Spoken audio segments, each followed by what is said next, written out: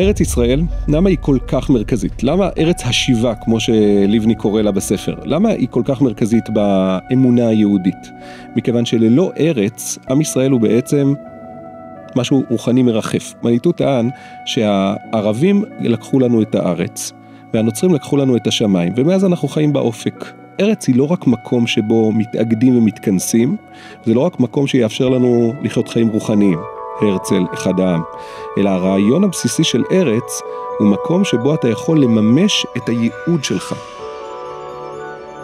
במלחמה האחרונה ראינו כמה שעם ישראל מפחיד את האנושות באופן כללי, וגם את בית הדין בהאג, ועוד כל מיני גורמים שמבקשים את רעתנו, ונשאלת השאלה, למה אנחנו כל כך מפחידים את העולם, או מה גורם העניין או המשיכה של עם ישראל בעולם. הספר הזה נכתב על ידי אברהם ליבני, שהוא גר, שהיה נוצרי, והתגייר, וכתב ספר על המסר האוניברסלי של היהדות, ומדוע שיבת ציון, בעצם הציונות היא נס או מסר לכל העמים כולם, כפי שאנחנו רואים בימים אלו. שלום תמיר, מה נשמע? בסדר. אז אתה מלמד את הספר הזה בהרבה מאוד מסגרות, וככה הוא יצא עכשיו במהדורה חדשה, שהופצה בהרבה מאוד מקומות, וגורמת הרבה עניין. נכון. והייתי שמח אם ככה תיתן לנו הקדמה על אברהם ליבני, שכתב את הספר, קצת רקע ביוגרפי, ומשם נגיע באמת למשיכה והשנאה לעם ישראל, לעמים. כן, אז אברהם ליבני, יליד שנת 1925, היה גר, בא ממשפחה צרפתית נוצרית, הצילו בשואה בכפר שלהם אלפי יהודים, נדמה לי שמבון לסיניון, משהו כזה, ככה נקרא הכפר, והשואה היא קו פרשת מים בחיים של אברהם. אברהם, אנחנו לא יודעים מה השם שלו, אגב הלועזי, הוא הסתיר אותו, ממש התאמץ להסתיר אותו, את השם ליבני.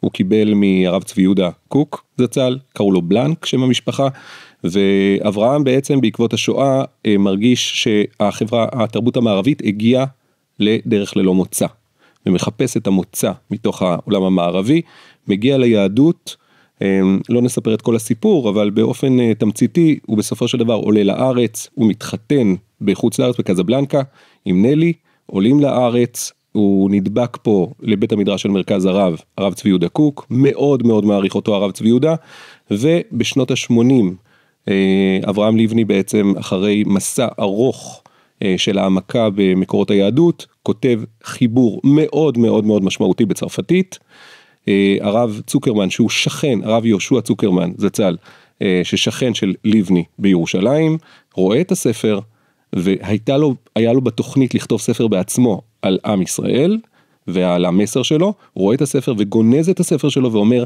אני יוציא את הספר הזה בעברית. וזה סיפורו התמציתי של הספר שיבת ציון נס לעמים בגרסה הקודמת, הסוד הישראלי בגרסה החדשה. אז בוא נתמקד בעובדה הביוגרפית הראשונה שאמרת, בעצם לגבי השואה, מה הסיבה לשואה לדעת ליבני, או מה היא מייצגת יותר נכון אצל העמים, איזה סוג של משבר?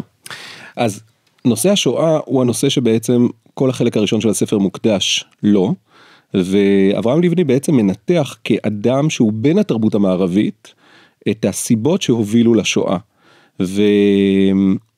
והטענה המפתיעה שלו, שהשואה היא סוג של תאונת דרכים היסטורית, מזכיר קצת למי שמכיר את הספר של פרופסור ז'ורג' בן שושן, אירופה תשוקה לרצח עם, ספר מאוד חשוב לעניות דעתי, ובספר הזה ז'ורג' בן שושן טוען שהתאונת דרכים ההיסטורית הזו היא לא באמת תאונה, אלא למי שמכיר את השורשים של התרבות המערבית, הוא יודע שהשואה הייתה סוג של מסקנה מתבקשת, בשונה לדוגמה מעמוס אילון בספר רקוויאם גרמני.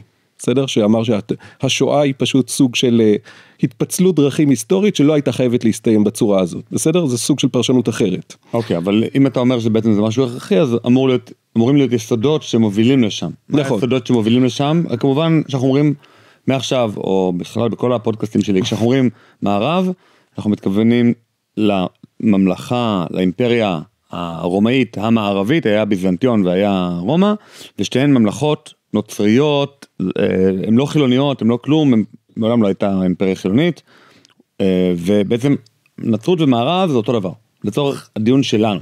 כשאנחנו אומרים מערב, אנחנו מתכוונים לנצרות מחולנת. נכון, נכון מאוד. מה היסודות בעצם בנצרות, שמובילים לזה שהשואה תהיה הכרחית. יפה, אז ההקדמה שלך היא הקדמה מאוד חשובה, כי בעצם הספר בא חשבון מאוד נוקב עם הנצרות, והוא אומר את זה כנוצרי, אמנם נוצרי פרוטסטנטי, כלומר הוא מדבר שברמה האישית שלו הוא מעולם לא התחנך על אנטישמיות, הם הצילו יהודים, ואף על פי כן הוא בא חשבון עם הדת שהיא השורש של הרעיונות שעליהם הוא גדל. הטענה המרכזית של ליבני בספר היא שהנצרות בעצם הכחישה את זהותו של עם ישראל ומחקה אותו למעשה, כי היא טענה שהם ישראל האמיתי. אז אם יש ישראל האמיתי, אז לא צריך את ישראל המזויף, ולכן צריך בכל דרך להכחיש את הזהות של ישראל. כשאתה מכחיש את הזהות של עם ישראל, אתה בסופו של דבר רוצח אותו ברמה הרעיונית, והרצח המעשי הוא רק דבר שמתבקש. אבל איך ההכחשה הזאת קורית בימי הביניים, או בעת העתיקה? זאת אומרת, איך זה קורה? כי הכי קל כמובן לדבר על זה שהשואה היא הכחשה של הזהות של עם ישראל, אתה אומר הם נבלות, הם חיידקים, הם טפילים, בוא נהרוג אותם, אבל אנחנו מכירים שהתורה ששלטה בכיפה, בתיאולוגיה הנוצרית, במשך נגיד מעל 1000 שנה, היא התיאולוגיה של אגוסטינוס, שבאה ואומרת, אסור לנו להרוג את עם ישראל, אנחנו צריכים שהם יישארו בחיים, אבל יישארו מושפלים ונדכאים, ואז יהיה ברור לכל אדם שהם לא העם הנבחר. הם לא בשיא תפארתם, הם לא שולטים בשום דבר, אין להם ממלכה, אפילו אין להם כבוד, הם צריכים ללכת במקום במדרכה ללכת בביוב, ולהוריד את הכובע בפני כל נוצרי, כל הדברים האלה שאנחנו מכירים מגטו ורשה ומהכללים של האס-אס לפני הרצח, הם כללים פשוט של אגוסטינוס ושל שאר הממלכות הנוצריות. נכון. אם הייתי צריך נגיד לשים את האצבע על הנקודה שליבני מאבחן, הוא טוען שהנצרות בשורש שלה היא מחנק הנבואה. זאת הטענה המרכזית. כלומר, עם ישראל הביא לעולם בשורה. מהי הבשורה של עם ישראל? אז ליבני טוען שהבשורה היא דבר האלוהים. וברגע שהנצרות חסמה למעשה את הזהות של עם ישראל, היא חסמה את הצינור הנבואי לעולם. מה זה אומר? זה אומר שכל הרעיונות שהנצרות מדברת עליהם הם בעצם סוג של רעיונות פילוסופיים, שמעצם היותם פילוסופיים הם בעצם, יש להם כל מיני נגעים, לדוגמה היחס לחומר, והיחס למציאות, והיחס לכל מיני היבטים, נקרא לזה תיאולוגיים מעשיים לעולם, וגם מוסריים, וכל הדברים האלה בסופו של דבר מולידים את היחס העוין לעם ישראל. זאת אומרת, כן. אבל אמרת שיש הכחשה של עם ישראל. מה הכחשה? כאילו שבעצם אנחנו לא עם נבחר, זה ברור, אבל איזה עוד הכחשה יש של אולי המסרים של עם ישראל, או המהות של עם ישראל? זה בדיוק מה שאמרתי עכשיו, זאת אומרת, הכחשת הנבואה, זאת אומרת, הכחשה לא במובן של לא קיים, אלא החלשה של המקור הזה. ברגע שהם אומרים, אנחנו ישראל האמיתי, זה אומר שהמסר שמגיע לעולם מהנצרות, זה המסר האמוני הנכון. וברגע שהמסר האמוני הנכון הוא מסר לקוי או חולני, זה אומר שהעולם בעצם מקבל את הקשר לאלוהים, העולם המערבי, דרך צינור אחור. ואז בעצם כל התפיסה המערבית הופכת להיות תפיסה אמונית, שגורמת, כמו שניטשה מדבר בעצם, לסוג של מחנק שדורש בסוף, לחלץ את האנושות מתוך המחנק הזה. אולי ניתן דוגמה מעשית, או מתוך ספר, או בכלל, של הביקורת שלו על הנצרות. אז אנחנו לא נפתח עכשיו ממש ונראה, אבל יש לו ביקורת מאוד מאוד ארוכה, שהוא מפנה אותה לבלז פסקל, הוגה מדען, שאתה יכול להביא מתוך הדברים שלו, אפשר לצטט משם. הרעיון המכונן של ליבני, הוא שהנצרות בעצם בגלל המסרים העקרוניים שלה נגד היהדות, קוראת פשט פסוקים בצורה שמפקיעה אותם מפשטם.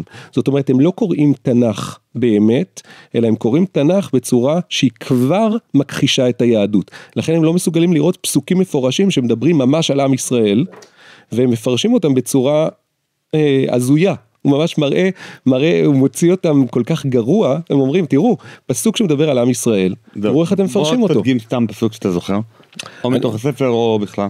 אז אפשר לפתוח פשוט. זה לא עכשיו הדוגמאות מפסקל, אבל אני אתן דוגמה, זהות גנובה, עמוד 233. הנצרות אינה מתייחסת לעם ישראל כבת כפויה טובה בלבד. תחייתו של עם ישראל שעליה מושתתת הנצרות שבלעדיה לא הייתה קיימת, אינה רק ביטוי לבוז ושנאה היסטוריים, כי עם רצון להחליף את עם ישראל ולתפוס את מקומו. חפצה זה אינו מתבטא רק בטענת הירושה, אלא גם בגנבת עברו והורתו. לדבריה, גם בימי קדם, עוד לפני הולדת ישו, כבר מימש עם ישראל את הנצרות בעצמה. לפי זה לא נולדה הכנסייה עם ישו, אלא הייתה בישראל מאז ומתמיד, לפחות בכוח, בפוטנציאל, שכן לדבריהם גילם ישראל שבבשר את דמותה של הכנסייה. כמו כן גילמה הברית הישנה את דמותו של החדשה. החדש כבר היה קיים בישן לפחות בתור סמל, לדידה מסמל יוסף את דמותו של ישו, כשם שהשבת וברית המילה היו סמל בלבד. היהודים האמיתיים היו נוצרים אמיתיים בכוח, והם והנצרות מייצגים דת אחת. בסדר, דוגמה אחת, הנה ציטוט מפסקל, קיבלנו גם ציטוט מפסקל, דומה שדת היהודים כל עצמה היה היות אביהם אברהם, המילה והקורבנות, הטקסים, הארון והמקדש, ירושלים ותורת משה ובריתו, ואני אומר שלא היה בה מכל אלה כי אם אהבת אלוהים בלבד, ושאלוהים תיעב את כל השאר. לא יומן. זאת אומרת, אמירה מאוד מאוד מאוד קיצונית. כל המצוות היו מתואבות על ידי אלוהים. בעצם מה שהוא רצה זה רק אהבת אלוהים, זו דוגמה אחת. אגב, הנוצרים אומרים שישו היה יחד עם משה בתיבה, ושהוא היה עם דניאל בגובה האריות, ושהוא בעצם היה יוסף. והפרשנות הכי מעניינת, אני חושב, או הכי מופרכת, אפשר להגיד, זה בפרשת וארא, אז אברהם אבינו מקבל את המלאכים, והוא עומד תחת העץ. ונותן להם אוכל ושוחט את העגל ונותן להם גם חמאה ורוחץ את רגליהם וזה וזה וזה. עכשיו רש"י מפרש איזשהו פסוק תחת העץ, רש"י מפרש תחת האילן. ואתה אומר לך רגע למה לרש"י יש דיו מיותר, למה הוא כותב תחת האילן? והתשובה היא שהפרשנות הנוצרית לסיפור הזה זה שכמובן היה צלב העץ.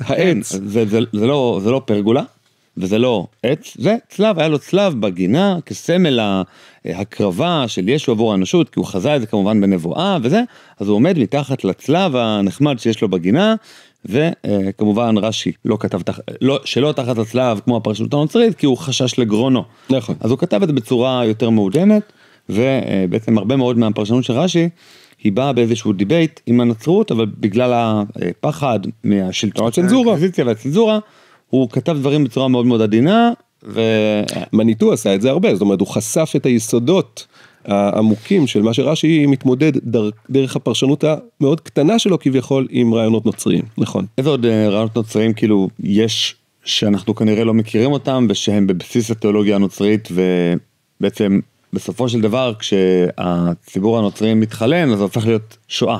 הופך להיות מימוש של אותם רצונות. אז בוא נפתח עוד פעם, עמוד 235, ביטול הדיבור על ידי ההגשמה. אותה גניבה של הזהות, אומר לבני, לא פגעה בישראל לבדו, היא פגמה באנושות כולה, והאחירה את היחס של בני האדם לאלוהים. כי עם ישראל איננו עם ככל העמים, הוא הכלי להתגלות הבורא אל האדם. דחיית ישראל היא גם דחיית דרכי ההתגלות של אלוהים אל האדם. זוהי השתקת דבר השם. זאת אומרת, אפשר להגיד שהחילוניות בעצם התחילה עם פרוץ הנצרות, בגלל שהחילוניות בעצם השתקת דבר השם החי, והפיכת האות האלוהית לאות מתה. לזה התכוונו, כשאמרנו שהאמונה הנוצרית תומנת בחובה את זרע השכחה. כשחנקה הנצרות את ישראל, היא חנקה גם את הנבואה עבור העולם, שכן היא הוחלפה בגוף של האל המוגשם והצלוב. אכן, יש בכוחה של ההמצאה הזו לעורר ציורי דמיון רבי רושם, אבל רק הדמיון הוא הגורם להמצאה לדבר. אמנם, ברגע שהאגדה כבר אינה מציפה את הדמיון, נותרת הדממה, כי נשכח הדיבור האמיתי. זה מזכיר מאוד, אגב, את הפרשנות של הרב צבי יהודה, רבו, לפסוק בתהילים, הגויים שכחי אלוהים. אז הרב צבי יהודה שאל, מה הכוונה לשכוח את אלוהים? מה זה לשכוח את אלוהים? אתה שוכח את אלוהים? אומר, שכחה זה הדחקה. כאשר אלוהים לא מחיה אותך, אתה חייב להתמודד איתו, אז מה אתה עושה? אתה שוכח אותו מרצון, זו הדחקה.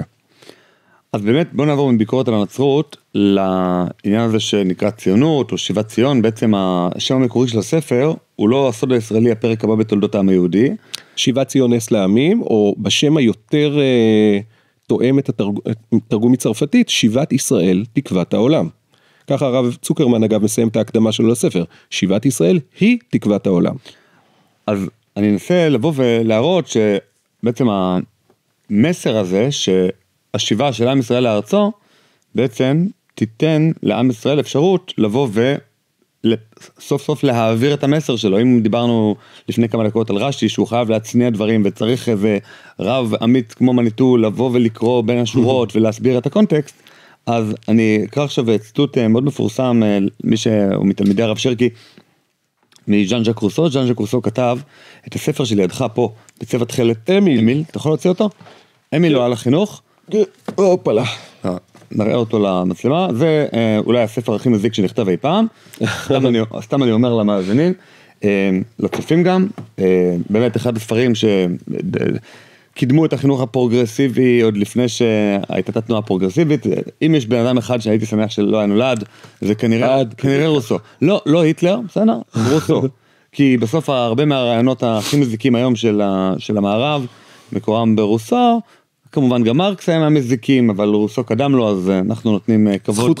זכות ראשונים למזיקים. אבל הנה הוא רוסו המתואב, שמסר את כל ילדיו לאימוץ, וכאילו זרק אותם בבתי יתומים שכנראה מתו חלקם הגדול, והחליף נשים וזה, והתנהג בצורה מזוויעה גם ברמה הבין אישית. אומר ככה, באוניברסיטת הסורבון אין כל ספק שהנבואות על המשיח מתייחסות לישו. גם ברור באותה מידה של ודאות לרבני אמסטרדם, שאין להן כל קשר אליו. זאת אומרת, גם הרבנים, אומר, לא, סליחה, בניגוד לסורבון, שברור מאליו שהמשיח זה ישו, אז ברור לרבנים שהמשיח, אין שום קשר לישו. אז הוא אומר, רגע, איך יכול להיות הניגוד הזה? נראה לי, לרוסו, שלעולם לא ידע מה באמת טוענים היהודים, כל עוד אין להם מדינה חופשית. בתי מדרש ואוניברסיטאות שבהן הם יוכלו לדבר ולדון ללא סכנה. רק אז נוכל לדעת מה בפיהם. זאת אומרת, הוא אומר, כל עוד האקדח על שולחן, כל עוד אנחנו בגלות, וכל עוד אין לנו בעצם מקומות חופשיים שמוגנים מפגיעה של הנצרות, לא נוכל לדעת מה עם ישראל חושב. נכון. והנה הגענו לארץ ישראל, וגם פה יש לנו כל מיני השתקות וצנזור. כן, והאג רודפת אותנו. האג הולנד, מי שלא הבין את הבדיחה. אז מה בעצם עם ישראל חושב לדעת לבני, ומה הבשורה של זה לעולם?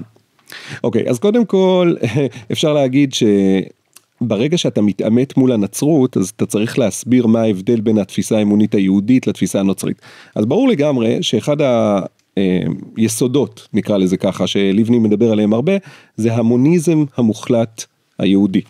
כלומר, מוניזם מוחלט זה אומר שיש ייחוד האל בצורה הטוטלית. כלומר, אלוהים הוא ברא את העולם, כלומר לא רק את הנשמה, אלא גם את הגוף, והיחס שלנו הוא חיובי גם למציאות, ולא רק לעולם הרוחני, שזה באמת אחד ההבדלים הכי גדולים בין הנצרות ליהדות. אז בוא נגיד רגע מה הדיבייט פה. הדיבייט פה הוא בין, בדרך כלל, דואליזם למוניזם. עכשיו, דואליזם זה כל אפשר להגיד, הקלישאות הניו-אייג'יות שאתם מכירים, של גוף ונפש, שכל ורגש, צורה וחומר. חומר, יש עוד הרבה מאוד דברים שקשורים לדואליות הזאת, כאילו אומרים לך, יש לך שתי יסודות, הטוב והרע בתוך הנפש, שמתקוטטים אחד עם השני, השטני והמלאכי, או הטוב, המוסר והרגש גם יכולים, זאת אומרת, כל מיני שני יסודות, שתמיד מתקוטטים, המוסר והניצחון, ובעצם היהדות באה ואומרת, אין בה עכשיו שני ערכים שמתקוטטים, יש נכון, ויש לא נכון, אבל זה, הנכון הזה יכול להיות מורכב גם מרגש וגם משכל. נכון. הוא לא, או רגש, האישה היא לא הצד הרע, היא לא הצד השטני של המציאות. הנה, אני אתן דוגמה מאוד פשוטה, אנחנו מקליטים לפני יד קיסלב. אז אני אתן רעיון חבדי, קלאסי, שיכול להסביר לנו את הרעיון. גם כשאדמו"ר הזקן מדבר על נפש בהמית, נפש אלוקית, אז הוא בסופו של דבר, ביעד רוצה להגיע למה שנקרא, למציאות של לא יתקף ירק, אלא גם התהפכה. זאת אומרת, איזה מצב, לא רק שהצד החומרי של האדם הוא נכפה לעשות משהו, אלא הוא מתהפך בסופו של דבר. זה רעיון מוניסטי. זה רעיון שאומר שבסופו של דבר אין פה סתירה מוחלטת בין חומר לבין רוח, בין מוסר לבין מטריה.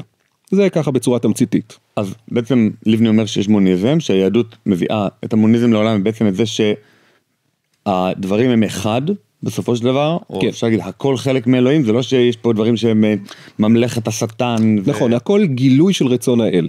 הכל גילוי של רצון האל. זהו, הרב קוק, או נגיד, אפשר להגיד, חלק מתלמידיו, מבינים בטעות את הרב קוק, ככה, כזה שאומר, בהכל יש, לא בהכל יש טוב, אלא הכל הוא בסופו של דבר טוב.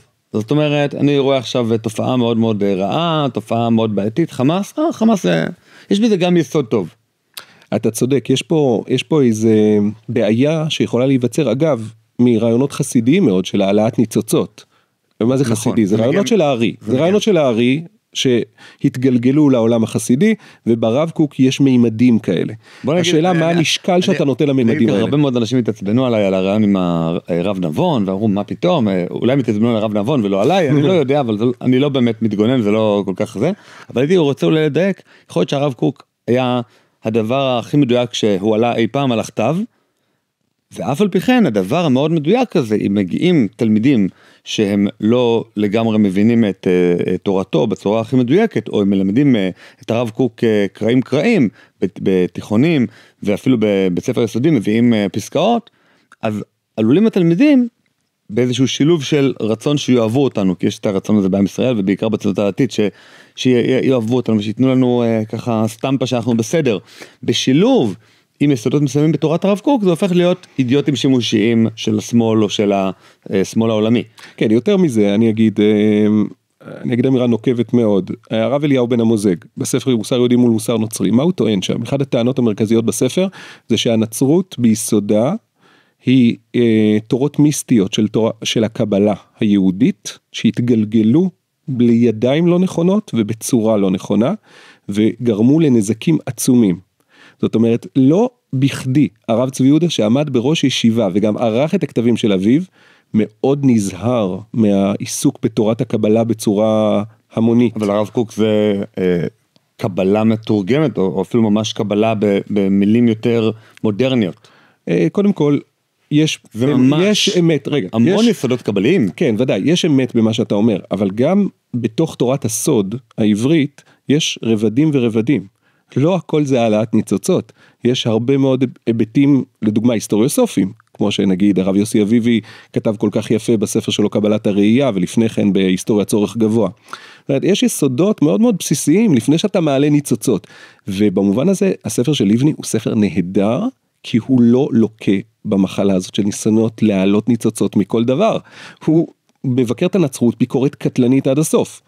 אגב, אני אזכיר פה גם ספר מאוד מאוד יפה, שיצא לא מזמן, של הרב דוקטור חגי שטמלר, על 8 האיגרות של הרב צבי יהודה, שבהם אפשר לראות את הזהות בין היחס של הרב צבי יהודה, ליחס של לבני לנצרות. מומלץ. אז בוא נחזור באמת לשיבת ציון, או הציונות, הקמת מדינת ישראל, ומה המסר בעצם לעולם, כי מלבד הציטטה מדברי רוסו, אז לא בדיוק הסברנו, למה ההקמה של מדינת ישראל היא דבר שעכשיו משנה פה יסודות, דיברתי בפרקים אחרים שזה יוצר משבר תיאולוגי לנצרות, גם הרב גיא אלוף הגיע לכאן, ואני לא זוכר אם דיברתי על הדבר הזה שבעצם העולם הנוצרי נתקף בבעיה תיאולוגית מאוד חמורה, ברגע שפתאום ישראל הישן או ישראל שבבשר, המושפל והזה, פתאום יש לו יוניקורנים, ופתאום יש לו צבא חזק, ופתאום ב-67 הוא מנצח את כל אויביו ב6 ימים, ולא ב400 ימים. כלומר, קורה פה משהו שיוצר משבר תיאולוגי גם באסלאם, שבעצם דר אל אסלאם נכבש על ידי אותם עם מוחלף, או אותם אנשים שאמורים לשלם את מס הג'יזיה, בתור מושפלים וד'ימי, בני חסות, וגם בנצרות. זאת אומרת, אפשר להגיד, רוב העולם חווה משבר תיאולוגי בהקמת מדינת ישראל, ובעיקר אחרי מלחמת 6 הימים. נכון. ולכן מה? זאת אומרת, מה השאלה בעצם? לא, זה כבר אמרנו, יש פה עכשיו משבר תיאולוגי, אבל איך לבני מסביר את הדבר הזה, שבעצם, אוקיי, עכשיו יש להם משבר, איך אנחנו ממלאים את המשבר הזה או איך אנחנו בתור עם ישראל עוזרים להם לצאת מהמשבר, לא לכיוון 7 לאוקטובר, מלחמה בנו, אלא לכיוון של הפנמה של הרעיון היהודי המקורי. יפה.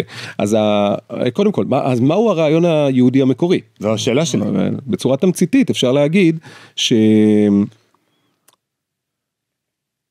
ארץ ישראל, למה היא כל כך מרכזית? למה ארץ השיבה, כמו שליבני קורא לה בספר, למה היא כל כך מרכזית באמונה היהודית?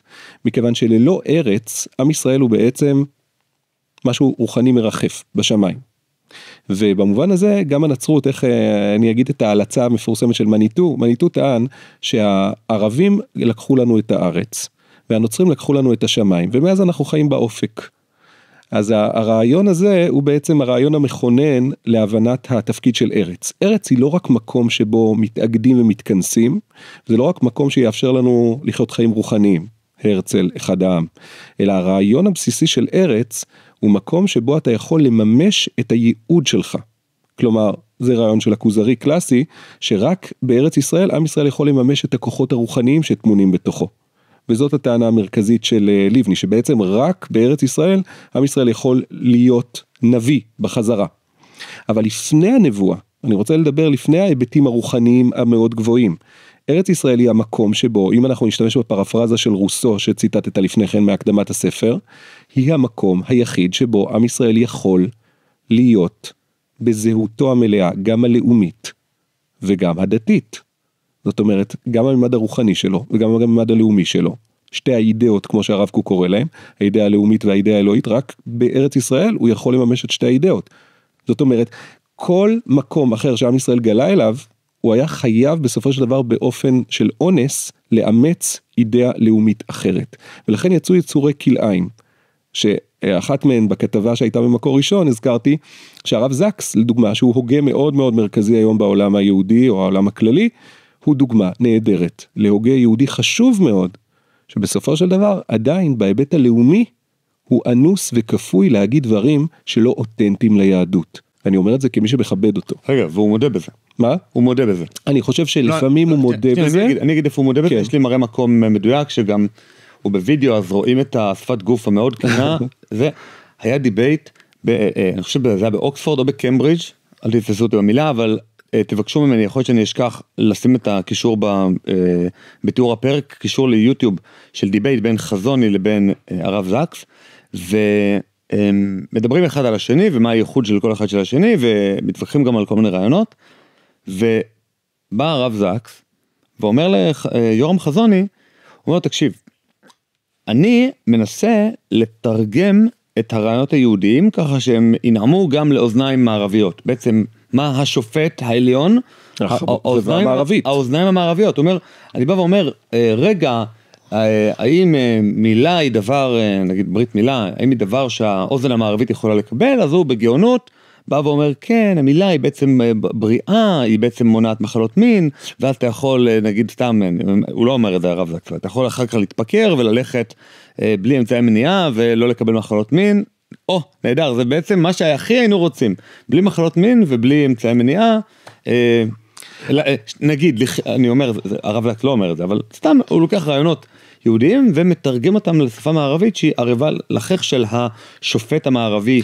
זה לא רק השופט המערבי, זה בסוף גם היהודי שיש בתוכו חלק מערבי, לכן זה ערב לאוזניים רבות מאוד. בדיוק, ולכן כולם אוהבים את הרב זקס, גם יהודים אותנטיים וגם אנשים שיש להם יסוד, נקרא לזה דתי ליברלי מאוד חזק, נכון. והוא ככה... נכון, לדוגמה, בשונה מהרב סולובייצ'יק, שהיה רב באמריקה, ומאוד מאוד מבקר אנשים שמנסים להסביר את היהדות ככזאת שמאוד מסתדרת עם החיים המערביים הנוחים. הוא נורא מבקר את הבורגנות, הוא נורא מבקר את העולם הדתי שמנסה להראות איך הכל מסתדר עם הכל, זאת אומרת, הוא מייצר יותר קרע בסופו של דבר. עכשיו פה הפצצה, כי הרב זקס בא ואומר לחזוני, הוא יושב לידו, אומר לו, חזוני, אתה מצליח להראות למערב שכל מה שיקר להם מקורו ביהדות בעצם. זאת אומרת, עקרון שלטון החוק, שאתם כל כך מתגאים בו, הפרדת הרשויות, ועוד הרבה מאוד דברים שהמערב מאוד יקר לליבו, הוא אומר חירות, המון דברים, הוא אומר, בזה אתה גדול ממני, כי בעצם אני עושה איזושהי מלאכה של תרגום, של איזושהי אפולוגטיקה והגנה על היהדות. נכון. אתה גורם להם בעצם להתחיל להרגיש ספק, להתחיל להרגיש קצת מתחת לעם ישראל, שבעצם מביא לכם את כל מה שטוב בכם, והיסודות בעצם בעייתיים במערב של הטוטליטריות, ושאין דבר כזה אי ציות אזרחי, אין דבר כזה במערב. אז היסודות האלה, היסודות הטוטליטריים, הם יסודות שבאים מיוון, נגיד אנטיגונה, שכולם, נראה לי כולם, נכון, גם דתיים לומדים את זה אני לא זוכר שאני למדתי את זה. אוקיי, אז אנטיגונה בעצם יש לה צו אלוהי, ויש לה את הצו של המלך, ובסופו של דבר היא מחליטה להתאבד, כי בעצם היא לא יכולה לצאת נגד הצו של המלך, בשם הצו האלוהי. לעומת כל מלך וכל נביא שהיה בעם ישראל, הצו האלוהי קודם, נגמר, גם אם המלך חושב אחרת, אנחנו נעשה בסוף את מה שאלוהים רוצה, ולא את מה שהמלך רוצה, ויש דבר כזה פקודה בלתי חוקית בתנ"ך. המלך יכול לתת משהו שהוא פשוט נגד אלוהים. ואז הדבר הזה, או לא יקוים, או אם הוא יקוים, אז יהיה חטא. נכון. אני מאוד אוהב את ההמשגה של דוקטור ברוך כהנא, אחד ממוריי, ובספר האחרון שלו זהוס, פרומטאוס ואלוהים, הוא בעצם טוען, על פי משנתו של רוטנברג רבו, שהמערב כל הזמן קרוע בין שתי תפיסות לגבי המציאות. זהוס, האל חזק והאדם חלש, פרומטאוס, האדם חזק והאל חלש, אתה גונב מהאלים את הכוח, והיהדות בעצם היא היחידה שמסוגלת לאפשר דיאלוג פורה בין אלוהים לבין האדם, שזה דומה לרעיונו של הרב זקס, שמדבר על השותפות הגדולה לדוגמה. זאת אומרת, במובן הזה הרב זקס נגע בנקודה אמיתית, אבל כל הזמן יש שם איזו התרפסות בדקות לפעמים, לדוגמה לא בשם האל, לנצרות, אין שם ביקורת מספיק נוקבת וחזקה על מה שהנצרות עשתה לאורך ההיסטוריה. אומר הפעלת כוח מתוך, הפעלת כוח או מלחמת דת, היא דבר שמנוגד למה שאלוהים רוצה, והוא מצייר את הנצרות הנוכחית, כמי שבאמת לא מפעילה כוח, שום דבר, הכל בסדר, הכל מאוד, מאוד מחולן וטוב, ותמיד נלחמים בשם זכויות אדם, ולא בשם ישו או בשם הצלב, למרות שאני חושב שזה היה, כן, זה היה אייזנהאואר קורא בפקודת היום שלו, בדי-דיי, בפלישה לנורמנדי, הוא אומר, זה מסע צלב של המערב, כנגד, בבקשה. אז הוא ממש קורא לזה מסע צלב, אולי אפשר להגיד, זה בסך הכל מילה מאוד מקובלת באנגלית, קרוסייד, לא, אבל בסופו של דבר גם הצבא האמריקאי, יש שם הפרדה, כאילו בין דת למדינה, אין באמת הפרדה, זה לא נכון, זה שקר. הארכיטיפים קיימים, זה אחד מהיסודות. גם הוא העסיק אלפי כמרים במלחמת העולם השנייה, ועד היום מעסיק כמרים שיהיו כמו רבני גדודים, והוא מעסיק גם רבנים, אבל בעיקר תודעה נוצרית. הוא מבין את זה, לא, תראה, גם הלקוחות הם נוצרים, הם לא, אתה צריך לספק את השירות שאנשים צריכים. איזה עוד אלמנטים בשיבת ציון, בציונות, בעצם מהווים איזה מסר כללי לאנושות? מסר כללי לאנושות.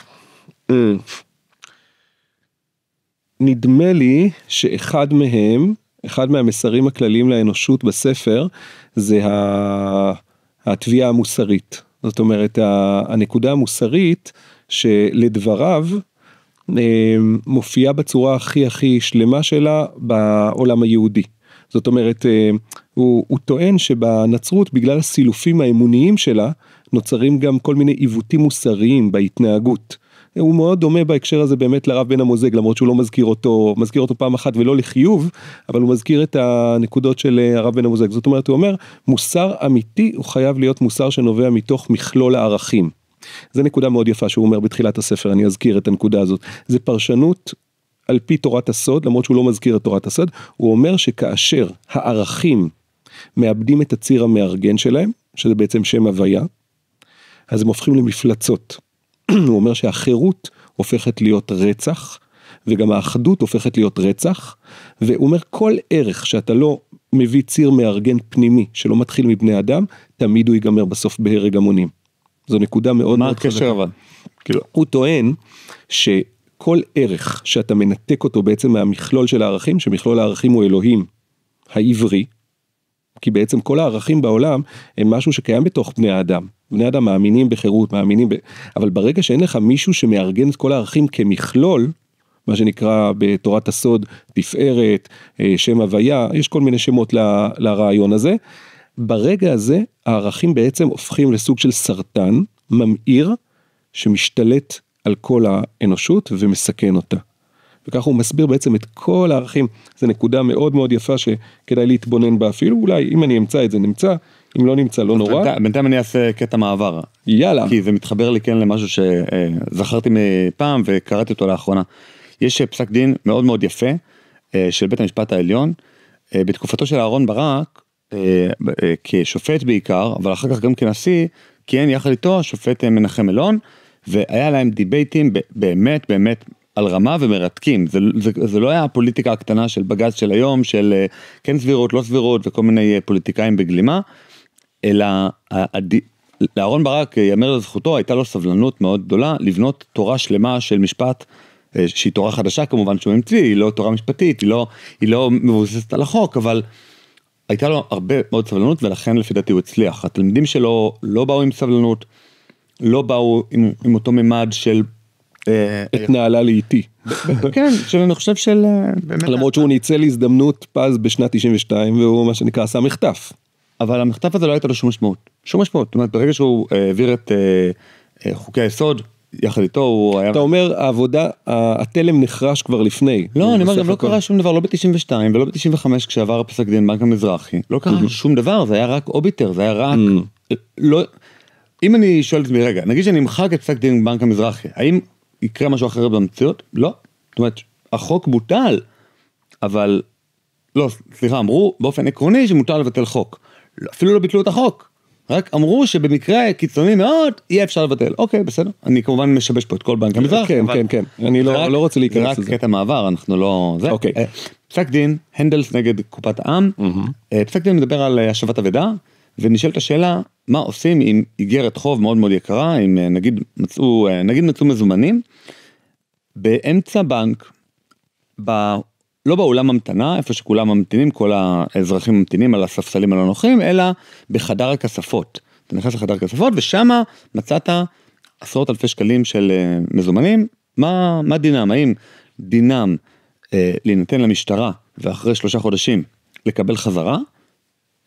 כאילו, כי אין בזה סימנים לפי היהדות, ובעצם זה אמור לחזור למוצא, או שאמורים לאחסן את זה בבנק, כי בעצם מי שאיבד את אותם מזומנים כנראה יגיד, אולי שכחתי את זה בחדר כספות, מאיפה אני יודע ללכת למשטרה וזה, ואז אם הוא לא יבוא, אז הבנק זוכה בזה.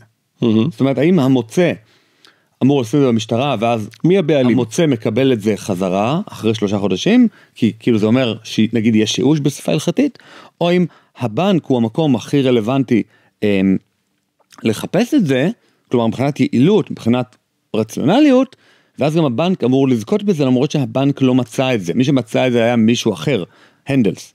שופט אלון אומר, ממש לפי ההלכה, המקום הזה של חדר הכספות של הבנק, הוא אמנם מקום סוג של פרטי, אבל מי שנמצאים שם, מי שמקבלים רשות להסתובב שם חופשי, אלה בעלי הכספות.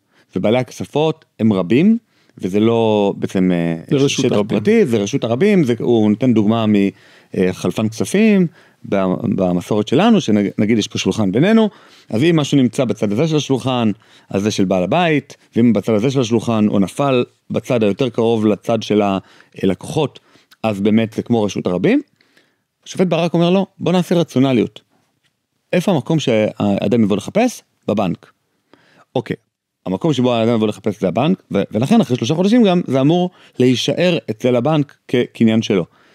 מנחם אלון אומר לו בצורה, האמת היא זה די בין השורות, אני ציפיתי שהוא יכתוב את זה בצורה הרבה יותר ברורה, שבעצם טבע האדם, בסוף הוא די מרוכז, הוא די אגואיסטי, הוא די מרוכז בעצמך, וברגע שאתה בא ואומר למוצא הישר, אתה לעולם לא תקבל את זה, גם אם אין בזה סימנים, וגם אם היה ייאוש, וגם אם אף אחד לא בא לדרוש את זה, אז יש סיכוי מאוד גדול שהוא ייקח את חפיסת המזומנים, ולא יפנה למשטרה, ולא יפנה לבנק, לא יפנה לאף אחד, הוא פשוט ייקח את זה וידחוף את זה לכיס שלו, וזהו, ואז לא יושבו יותר עבדות. זאת אומרת, בשאיפה של ברק, לאיזה מין אדם לאדם כמלאך, של כן, בוא נמצא למקום הכי יעיל, צדק מוחלט, אתה בעצם לא נותן שום נתיב לבן אדם הישר, או בן אדם הנורמלי, הרגיל, האיש הסביר, האדם מהרחוב, להיות ישר, אתה לא נותן לו מפלט, אתה אומר לו, או שאתה תביא את זה לבנק, שגם ככה עושק אותך ויש לו מלא כסף וזה, או שתיקח את זה לכיס, אבל אם תיקח את זה לכיס זה לא חוקי.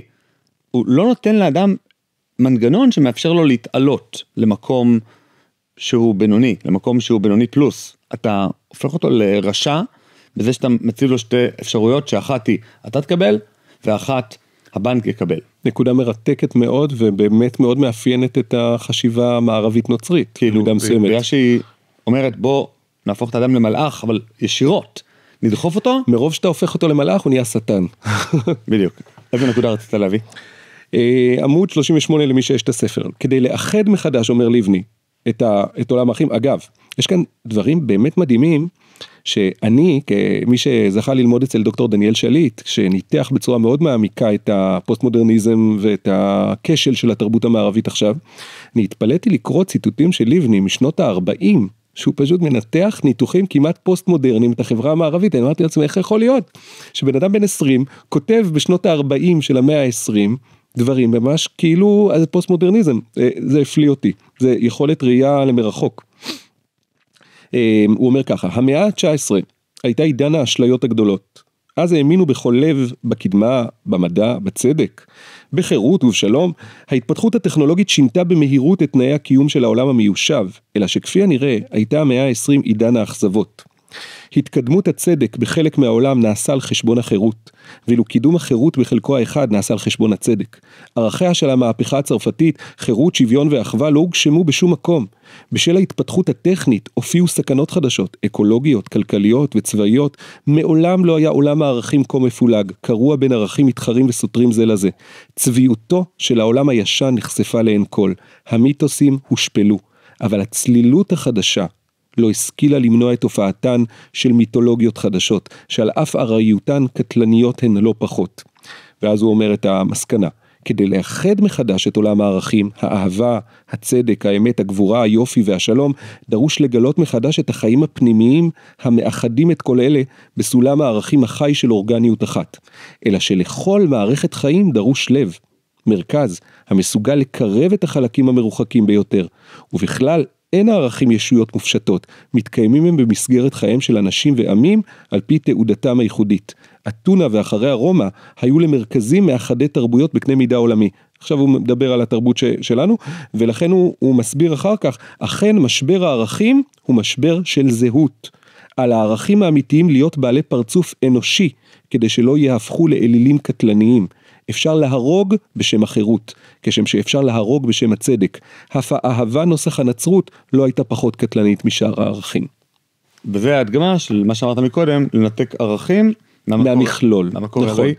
אפשר גם להגיד שזה שהנצרות ויתרה לחלוטין על המוסר, והיא אומרת, המוסר הוא בעצם סוג של אישי, כל אחד צריך לכוון אל הטוב, סגנון קאנט, פשוט כאן זה נצרות מחולנת. גם ביטול המצוות הוא קשור לעניין הזה. כן, זה מה שהתכוונתי. זאת אומרת, ברגע שאתה אומר אין מצוות, אלא הכל עניין של אמונה והרגשה וזה, זה בעצם התחלה של הפוסט-מודרניזם. נכון, נכון מאוד. עכשיו, בוא נעבור לביקורת שלו על השקר הפלסטיני.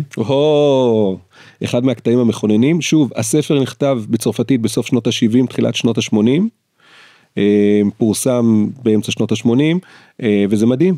זאת אומרת, איך הדברים שהוא כתב אז, לפני אוסלו, רלוונטיים כל כך למה שקורה עכשיו. עכשיו, ההברקה של לבני, אם אפשר להגיד ככה, זה שהוא טוען שהמיתוס הפלסטיני, ככה הוא קורא לזה באחד הפרקים בספר, הוא החלאה של נצרות ביחד עם ערביות.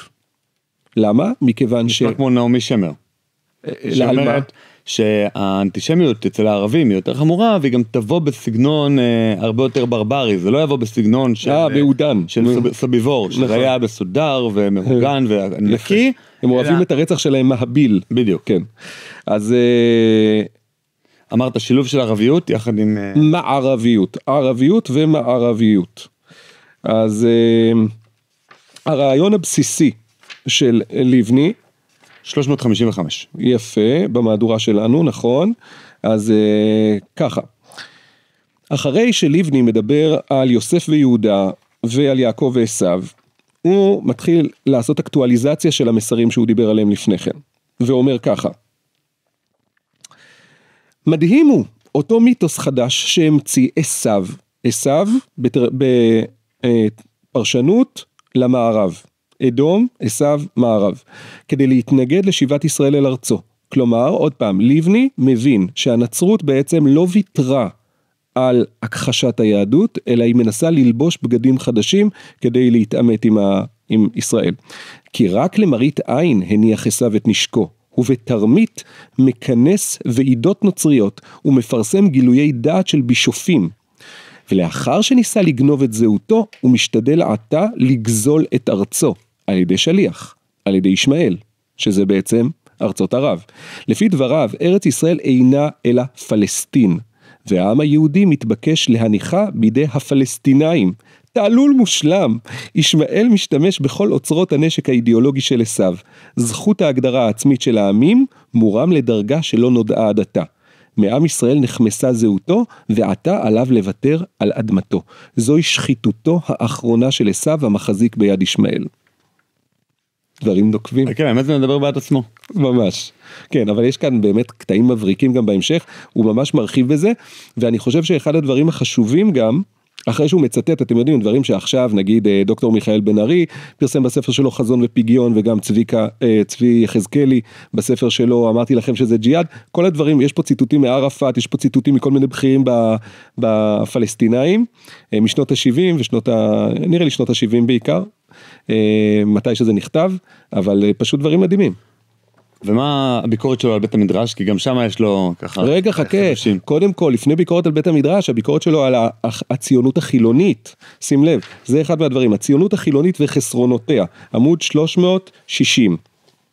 דבר גלוי לעין הוא, שהציונות החילונית שביקשה לדחוק הצידה את הממד הרוחני של שיבת ציון, צמצמה על ידי קטיעה זו עצמה את מרחב הבעיות שבידה לפתור. אני כתבתי לאחרונה מאמר שטענתי שלכן, סביב הדברים שבוגי אמר, כשיש לך ביד פטיש, כל דבר נראה לך מסמר. אתה שואל את עצמך מאיפה הקונספציה נשארת אותה קונספציה, כי אין אפשרות אחרת, אין שום כלים אחרים. היא לקחה על עצמה להביא לתחייתו הפיזית של העם, והצליחה לחדש את היסודות הכלכליים והפוליטיים המבססים את עצמאותו הלאומית של עם ישראל, אלא שאין בידה להתעסק בשאלות התחייה הרוחנית והמוסרית, חסרים לה הכלים לפתור אותן. שום תרבות ישראלית לא תוכל לצמוח מתוך ניסיון להתנער ממורשתו הרוחנית של העם היהודי, ולא יעלה ביד איש ליצור תרבות על ידי מחיקת העבר. זוהי הסתירה הפנימית האכזרית של השכבה המשכילה בישראל. כך הוא אומר, הסתירה הפנימית האכזרית של השכבה המשכילה בישראל, ידיעה ובערות שוכנות בה זו לצד זו, ידענותה מועתקת מחוכמתו של המערב, אך היא מפגינה בורות גסה בכל הנוגע למקורותיה של מחשבת היהדות.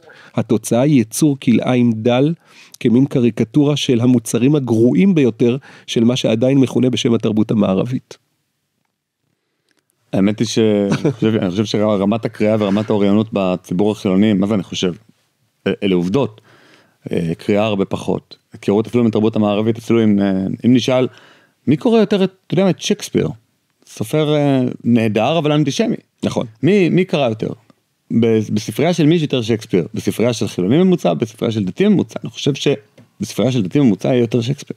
אתה מדבר על דתיים, מה שנקרא דתיים לאומיים או דתיים ליברליים.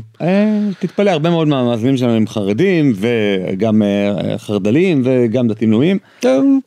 בוא נגיד, לא, אבל זה גם, בוא נגיד ככה, בתגובות ביוטיוב, נגיד על הפרק עם בני קמפינסקי, אמרו, הוא לא חרדי מיינסטרים, ואני אומר את זה כחרדי מיינסטרים. רגע, חרדי מיינסטרים מגיב ביוטיוב?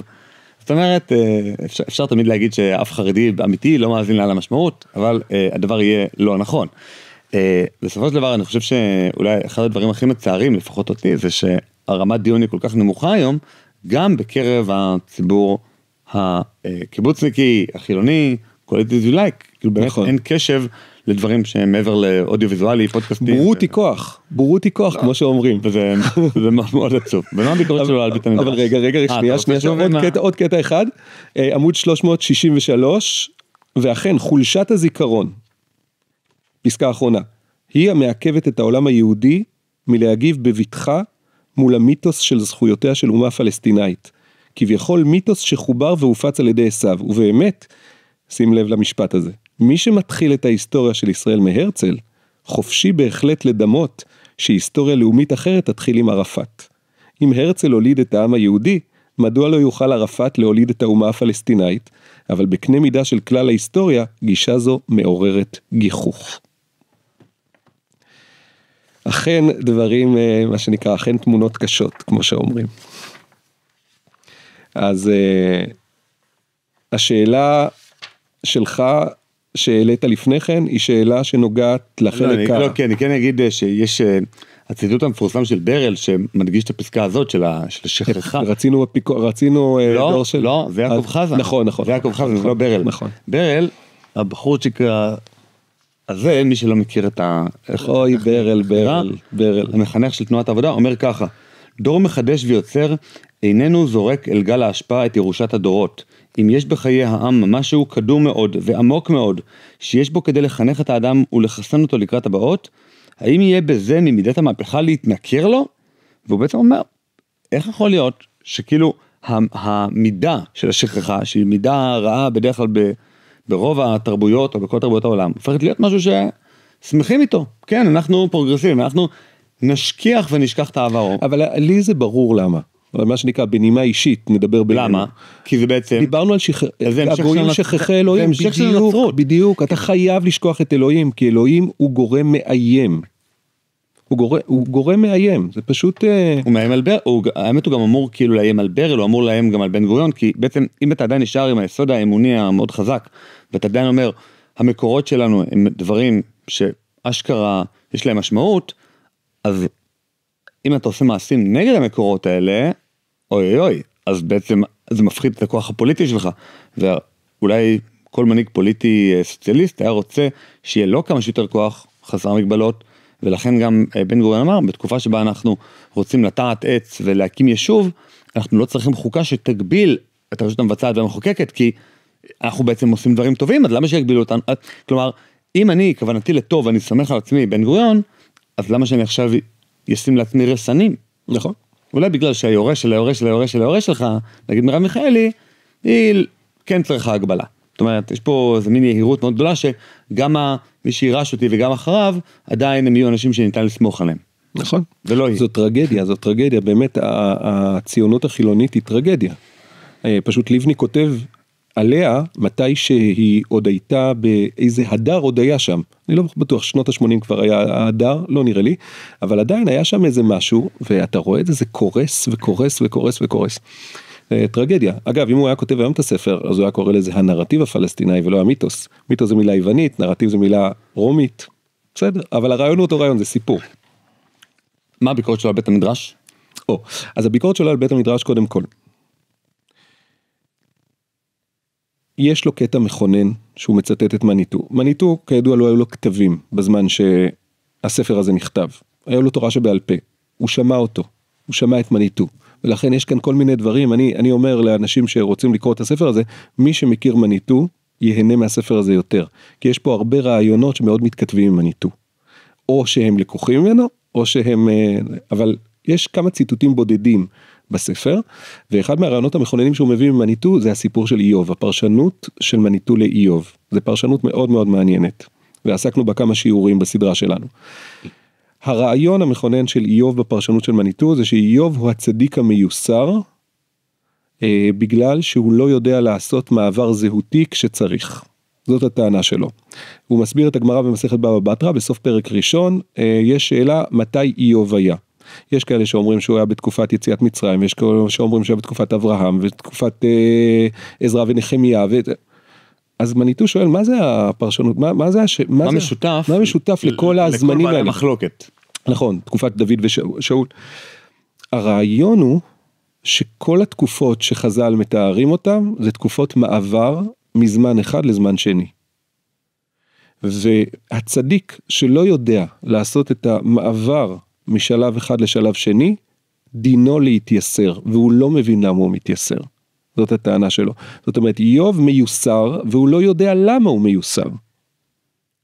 וזאת הפרשנות שבעצם מניטו ולבני בעקבותיו. אז לבני בעקבותיו, מניטו אמר שהבעיה החרדית הייתה מאז ומתמיד הבעיה של איוב. כלומר, צדיק ברמה הפרטית. כלומר, אנשים שמוסרים את הנפש על תורה, על מצוות וכן הלאה, ולא מבינים פתאום איך שואה מתרגשת עליהם, איך פתאום קורס את הקונספציה, איך זה קורה? כי אתה צדיק ברמה הפרטי ולא ברמה הזהותית. זה פרשנות לדעתי מרתקת, אני לוקח אותה גם לפרשנות בחיים. יכולים הורים לפעמים להתייסר, כי ברמה האישית הם עשו את כל הדברים הנחוצים. אז למה זה לא עובד? כי היית צריך לעשות תהליך זהותי, להתאים את עצמך לזמן, ואם אתה לא מצליח, אתה עובר איסורים. זאת אומרת, האמירה כאן לא יכולה להיות מופנית רק לגבי החרדים. זו תמיד שאלה שהאדם המאמין צריך לשאול את עצמו. האם מה שאני אומר תואם את רוח הזמן או לא תואם את רוח הזמן? ויכול להיות שהכשלים שלי נובעים מזה שאני לא מצליח להתאים גרסה. ואתה מדבר פה מסביב, מה הביקורת שלו על הציבור החרדי מלבד זה שאולי רע להם?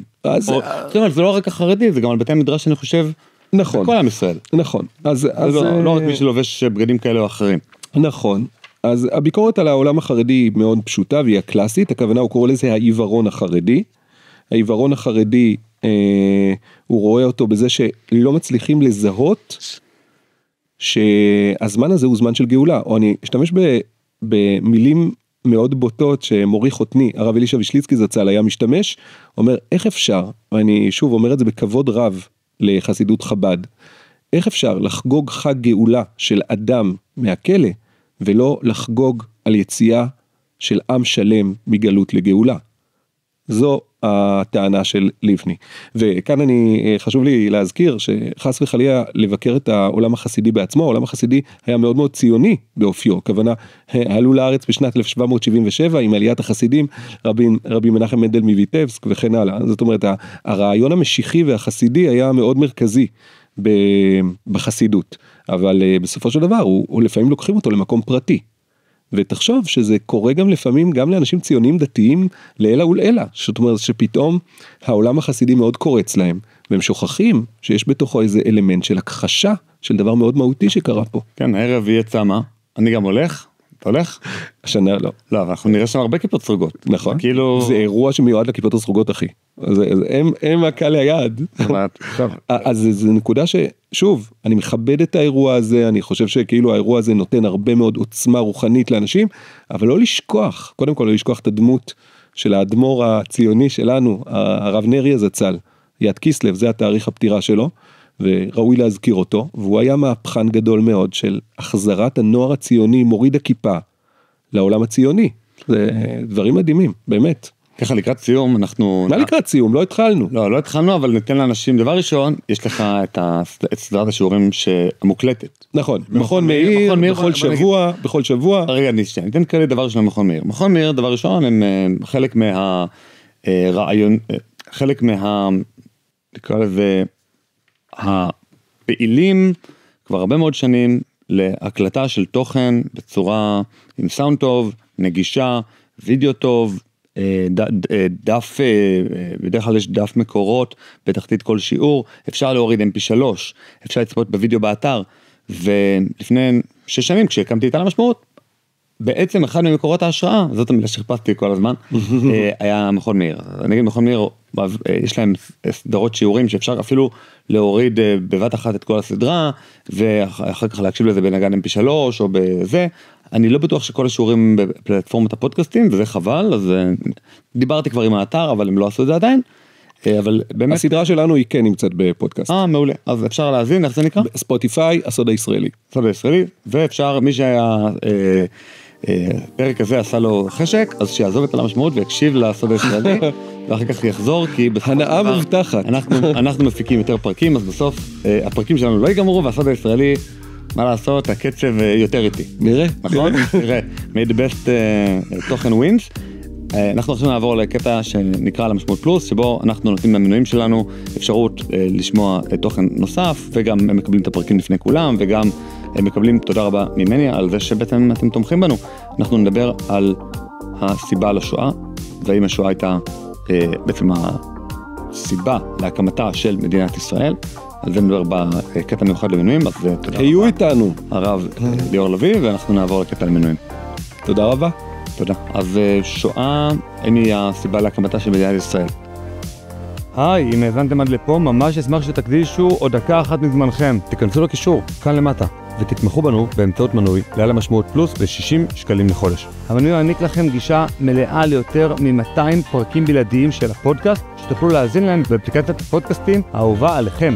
בנוסף, המנוי יאפשר לכם להצטרף למפגש הזום השבועי של קהילת על המשמעות. כל פעם נפגשים ולומדים יחד נושא אחר, ויש גם זמן לשאלות ולדיון בלעדי למנויים. כמו כן, כל מי שמנוי לעל המשמעות פלוס נהיה שותף בהחזקת הפודקאסט ככלי תקשורת עצמאי ובלתי תלוי, שיקדם את הרעיונות שאנחנו מאמינים בהם. אז יאללה, הקליקו כאן והצטרפו אלינו לעל המשמעות פלוס, מחכה לכם.